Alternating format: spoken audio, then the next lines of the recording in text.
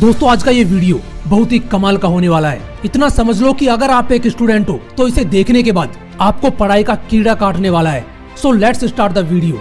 भारत के संविधान निर्माता बाबा साहेब डॉक्टर भीमराव अंबेडकर जी के बारे में तो आप जरूर जानते होंगे, जो अर्थशास्त्र में पीएचडी करने वाले पहले भारतीय थे, जिनके पास अलग अलग विषयों में 32 डिग्रियां थी, जिन्हें लगभग 9 भाषाओं का ज्ञान था। लेकिन क्या आपने कभी डॉक्टर श्रीकांत जिचकर जी के बारे में सुना है, जिन्हें इंडिया का मोस्ट क्वालिफाइड पर्सन कहा जाता है, जिनका नाम लिम्का बुक ऑफ रिकॉर्ड में शामिल है? क्या आपने कभी प्रोफेसर वीएन प्रतिभन जी के बारे में सुना है, जिनके पास दुनिया में सबसे ज्यादा 145 एकेडमिक डिग्रीज हैं? अगर आप इनके बारे में नहीं जानते तो ये वीडियो लास्ट तक जरूर देखना, क्योंकि किताबों से जितना प्यार इन लोगों ने किया है उसका 10% भी अगर आप लोगों ने कर लिया तो समझना आपका बेड़ा पार है। तो शुरू करते हैं डॉक्टर श्रीकांत जिचकर जी से, जिनका जन्म स्वतंत्रता के 7 साल बाद 14 सितंबर 1954 को महाराष्ट्र के नागपुर जिले में हुआ। आपको जानकर हैरानी होगी कि 1972 से 1990 के बीच मात्र 18 सालों में इन्होंने 42 यूनिवर्सिटी एग्जाम दिए, 20 से ज्यादा डिग्री हासिल की और 28 गोल्ड मेडल जीते।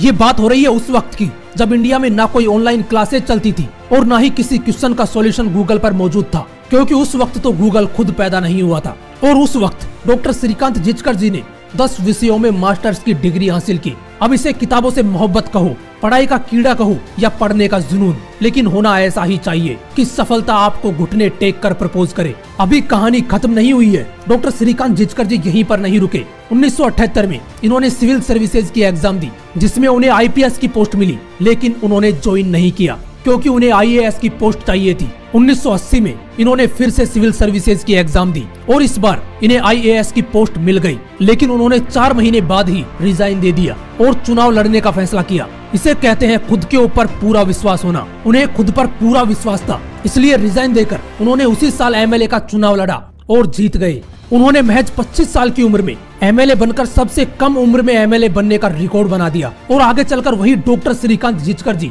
गवर्नमेंट मिनिस्टर बने। आपको जानकर हैरानी होगी कि उन्हें पढ़ने का इतना शौक था कि उनके पास 52,000 से भी ज्यादा किताबों की पर्सनल लाइब्रेरी थी। उन्हें गीता, उपनिषद, वेद पुराण जैसे ग्रंथों का भी गहरा ज्ञान था। अब इतना जानने के बाद ये मत समझने लग जाना कि उन्हें सिर्फ किताबों से ही प्यार था, क्योंकि डॉक्टर श्रीकांत जिचकर जी मल्टी टैलेंटेड थे। वो एक पेंटर और प्रोफेशनल फोटोग्राफर के साथ साथ एक अच्छे स्टेज एक्टर भी थे। लेकिन अफसोस, multi talented doctor Shrikant Jichkar ji आज हमारे बीच नहीं है।